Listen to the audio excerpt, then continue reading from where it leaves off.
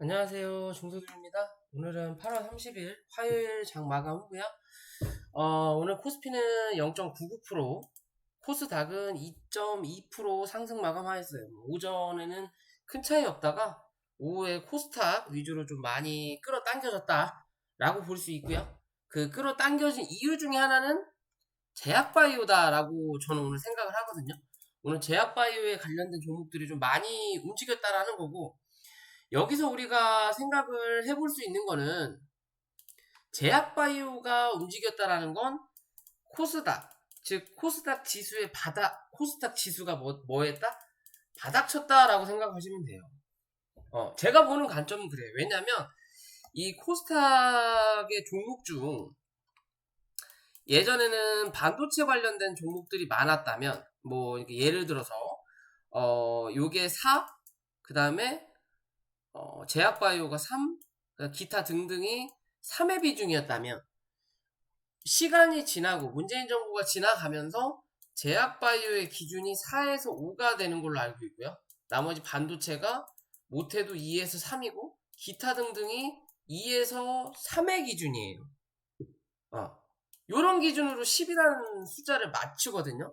그래서 코스닥이 고점을 찍고 주가가 눌렸을 때 제약바이오들 위주로 주가가 많이 빠졌고, 제약바이오가 바닥을 치고 횡보하면서 올라올 때 뭐했다? 시장이 반등했거든요.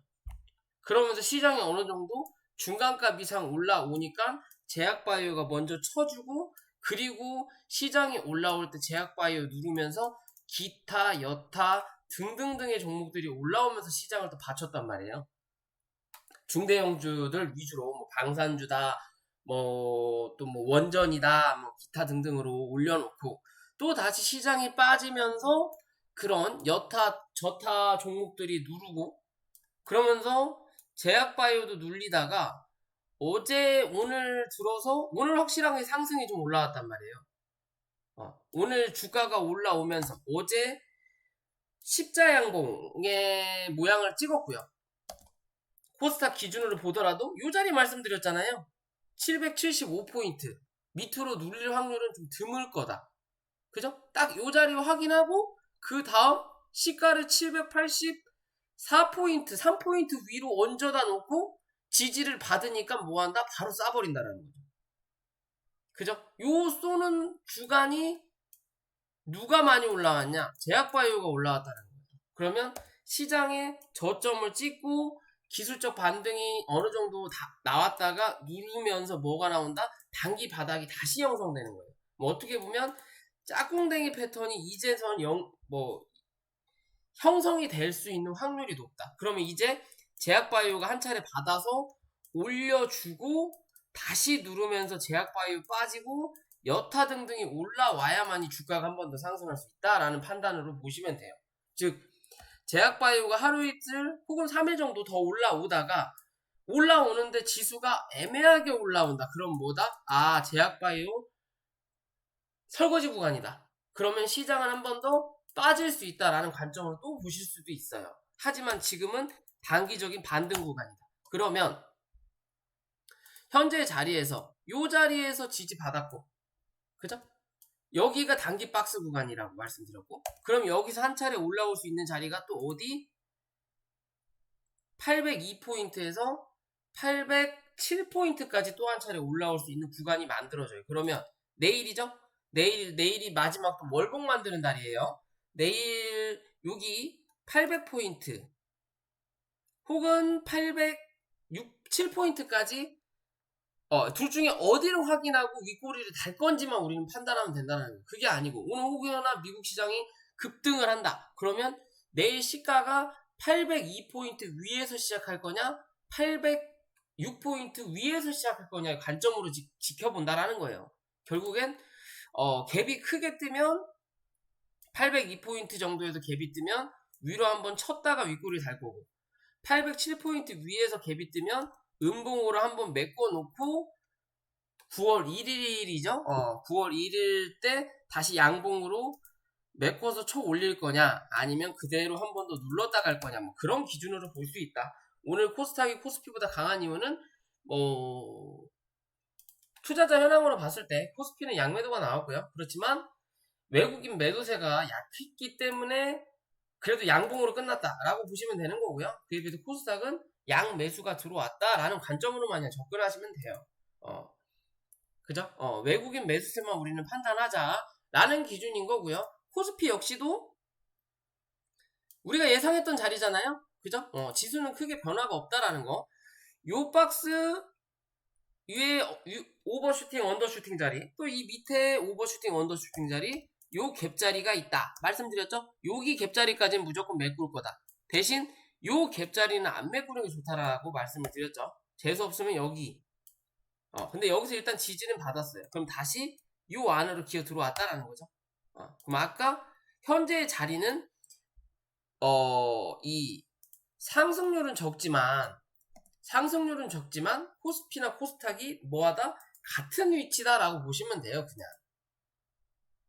그냥 급하게 올라와서 급하게 누르는 거고요. 그에 비해서 코스피는 스무스하게 조금 올라와서 뭐 이런 그림이에요. 결국에는 같은 자리. 결국은 그냥 중간값이다. 고점과 저점 대비해서 거진 50% 정도 때려놓고 다시 기술적 반등을 올리는 자리다라고 보시면 돼요. 그냥 쉽게 보면 차트는 단순하다. 우리가 어렵게 생각했을 뿐이지 단순한 기준이다라고 보시면 돼요. 그냥 그죠? 그 자리를 똑같이 찍었다. 결국엔 코스피나 코스닥이나 키 맞추기의 자리인 거예요. 위에서 빠졌던 흐름이 다르기 때문에 올라오는 자리가 좀 다르게 보인다라는 거고요. 다르게 보인다라는 것 뿐이지 위치는 동일하다라고 생각하시면 된다라는 거고, 이제는 이 고점을 바로 뚫어 올릴 거냐 올리지 못할 거냐에 따라서 뭐다? 횡보하면서 다시 위냐 아래냐 9월달에 방향 잡는다라는 거고요. 뚫어 올린다면 한 번 더 고점을 갱신할 수 있는 확률 9월달에 한번 기대해 볼 수도 있다 라고 판단하시면 된다 라고 말씀드릴 수 있을 것 같아요. 뭐 지수는 그냥 그렇게 보시면 될 것 같고요. 뭐 오늘 제약바이오가 올라오면서 사실상 제약바이오가 눌릴 때, 또 시장이 빠질 때 곡물 사료주들이 좀 움직이긴 했죠. 뭐 곡물 사료주들이 움직이긴 했는데, 오늘 뭐 제약바이오가 올라오면서 또 뭐 우크라이나에서 뭐 이제 곡물도 9월달에 수출이 뭐 어느 정도 된다라는 또 얘기가 나오면서 사료주들은 다 최근 들어서 눌리고 있어요. 왜 눌리냐? 단기 고점을 찍었어요. 단기 고점을 찍었는데 실제적으로 이 자리를 뚫어낼 만한 이슈가 없다라는 거예요. 그죠? 이평선 부근까지 다 왔죠. 한 번 다 확인을 한 거예요, 지금. 여기도 실제적으로 고점을 한번 올려놓고 눌렀던 자리 고점을 때린 거예요, 그냥 대략적으로. 때리고 나서 눌리는 거고. 그러면 여기와 여기에 대한 중간끝까지 딱 눌린 거예요. 즉 현재 자리는 뭐 아니면 도가 될 수 있는 자리예요. 무슨 소리냐? 바닥 대비해서 고점을 만들어 놓고 횡보하면서 뭐 한다? 위에 있는 매물을 소화한다. 즉 왜 이런 식으로 매물을 소화하냐?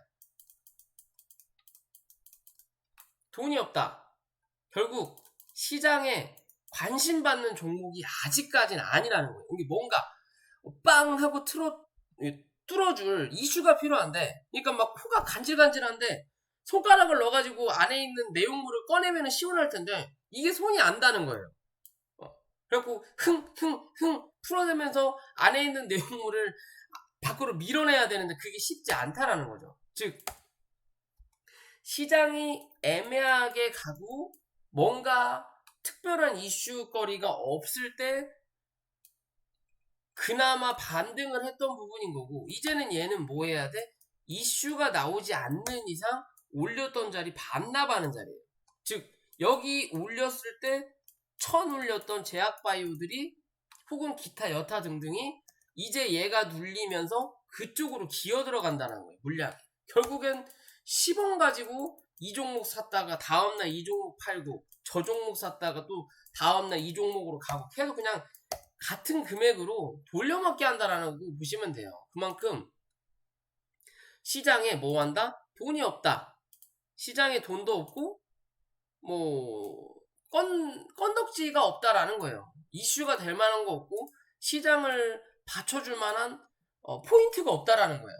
뭐 윤정부가 대단한 것도 아니고 그렇다고 해서 우리 한국만 유일하게 뭐 좋은 것도 아니고 결국엔 미국 시장이 어떻게 되느냐에 따라서 똥 닦아야 된다라는 거고 최근 들어서 중국과의 교류가 많아지긴 하지만 중국이 그렇게 강하게 가는 시장도 아니라는 거고 결국에는 미국한테 중국이 현재는 뭐하는 구간? 밀려있는 구간이라는 거죠. 주도권은 누구한테? 미국한테. 중국 2인자. 그 밑에 똥바지 한국. 이쪽으로 다리 걸 거냐? 이쪽으로 다리 걸 거냐? 지금 고민 중. 그러니까 수급이 뭐한다? 없다. 환율은 급등. 그러니까는 이슈가 없다라는 거야. 계속 돌려막긴 거예요. 들었다 놨다 들었다 놨다. 이 종목 좀 갔다가 저 종목. 이 종목이 계속 가면 이 종목 계속 끌어주고 다른 종목 다 죽여버리고 이제 이 종목이 어느 정도 고점에 다다르면 이 종목 누르면서 이 돈 가지고 이 종목 끌어올린다라는 거예요. 어느 정도. 계속 그런 시장의 반복이다. 이해되시죠? 결국은 들고 있는 물량 어느 정도 수익 실현을 안 하면 결국은 제자리로 계좌가 돌아온다라고 보시면 돼요. 아직까지는 나쁘지 않다. 그렇다면 이 종목이 갈 거냐, 어떤 종목이 갈 거냐에 따라 떠나서요. 이 한일사료 같은 경우는 이 6,000원대, 못해도 6,000원을 지켜줘야만이 이 추세를 유지할 수 있다. 그나마 바닥과 고점 대비해서 얼마? 50% 정도까지는 이해할 수 있는 구간. 이 자리 유지하면 다시 한번 고점을 때리러 올라온다. 대신 7,500원을 넘어서야만이 흐름이 변경된다. 이도저도 못하고 버티면 뭐다? 구름대 하방으로 다음을 기약한다라고 생각하시면 됩니다. 이해되시죠? 한일사료도 마찬가지인 거고 최근에 올라왔던 한탑도 똑같은 자리라는 거죠. 그죠? 다 구름대를 위에다 깔아놓고 즉 매물대를 위에 깔아놓고 매물대 부근에서 뭐한다? 버티기 하고 있다. 그럼 이게 매물 소화냐 아니면 털어먹는 거냐는 밀릴 거냐 올라갈 거냐에서 달라진다라는 거예요. 아직은 알 수 없다. 결국엔 매집이든 털어먹는 거든 누군가는 사는 거고 그 누군가가 바로 쳐올릴 사람이냐 시간을 버는 사람이냐의 차이인 거예요. 이해되시죠? 결국엔 수급이 안 들어오니까 소화를 못한다. 그러니까 계속 버티기 노릇만 하고 있다. 계속 같은 자리에서 쳐맞고 밀리죠. 그죠? 계속 같은 자리에서 쳐맞고 밀리는 거예요. 그러면 이 종목은 또 어디까지? 못해도 2,100원 유지하느냐 하지 못하느냐를 기준 잡아야 된다라는 거고요. 이해되시죠? 그런 관점에서 현재 이런 종목들 보시면 되고요. 뭐 또 특별하게 다른 점이 있냐 없냐는 뭐 다 똑같고요. 그래도 최근에 흐름이 나쁘지 않게 움직이는 종목들을 좀 보면요. 자, 사료주 하나만 더 보면 고려산업도 같은 관점이에요. 고려산업이 제일 먼저 움직였죠? 움직이고 현재보다 이 위에 대한 매물을 소화한다. 왜 이건 더 오래 걸리냐? 횡보했던 구간이 길어서 그래요. 다른 종목들은 올려다 놓고 눌렀죠 그냥. 그죠? 근데 이 종목은 위에서 버틴 기간이 길었죠. 사실 여기서 가야 되는 건데 못 가니까 여기가 더 매물이 많이 쌓이는 자리예요. 그러니까 먼저 출발해놓고 계속 여기서 버틴다라는 거죠. 결국 눌릴 때는 얘랑 한일사료든 뭐 기타 등등 한탑이든 다 같이 눌릴 거다. 올라갈 때는 다 같이 올라간다. 대신 수익률은 다르다. 라는 관점인 거예요. 그렇다면 고려산업 같은 경우는 위로 6,450원을 안착하는 그림을 만들어내야 된다는 거고요. 밑으로는 5,700원 이탈하냐 하지 않느냐 꼭 체크하셔야 된다. 이탈하면 당분간 뭐한다? 흐름이 재미없다. 결국 또 5,000원 부근까지 한 차례 밀고 가야 된다. 라고 보시면 되는 거고요. 뭐 제약바이오가 좀 올라온다라고 말씀드렸죠. 뭐 휴마시스는 시간에도 뭐 이미 올라왔기 때문에 뭐 이 종목 같은 경우는 장기 평선을 다시 한번 때린다라는 거죠.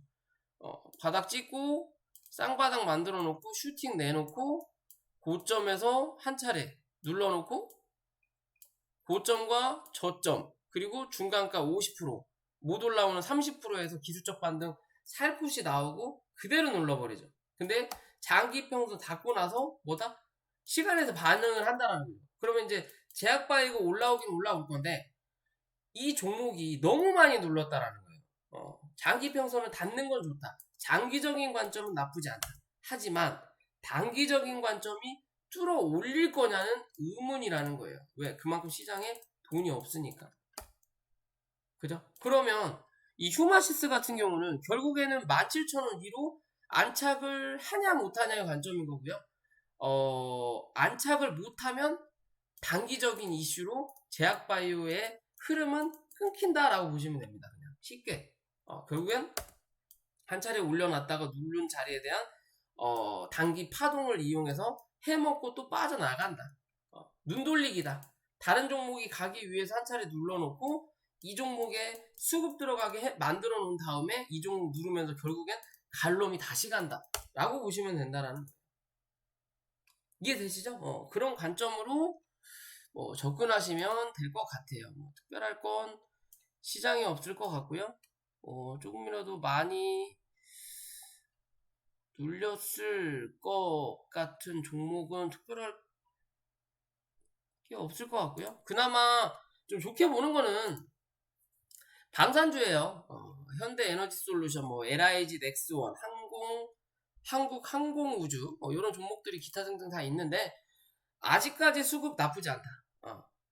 지수가 눌리든 지수가 반등하든 지수를 잡기 위해서 뭐한다? 이런 방산주에 대한 기대감을 여전히 포함하고 있다. 바닥 대비해서 많이 올라왔지만 분봉상 뭐한다? 흔든다라는 거죠. 결국엔 조정을 분봉상 계속 만드는 거예요. 그날 조정을 들었다 놨다 하면서 분봉을 만든다.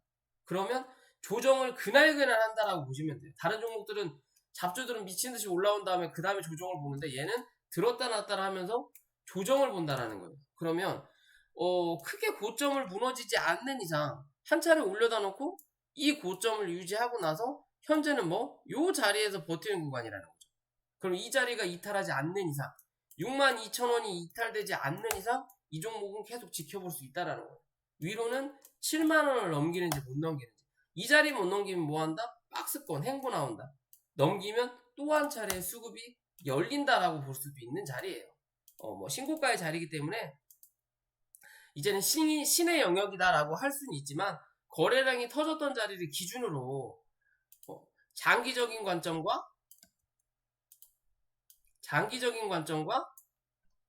현재는 단기적인 관점의 자리에서 양봉에 대한 중간값을 이탈하냐 하지 않느냐의 기준으로만 이 종목을 체크해 보시면 된다라는 거예요.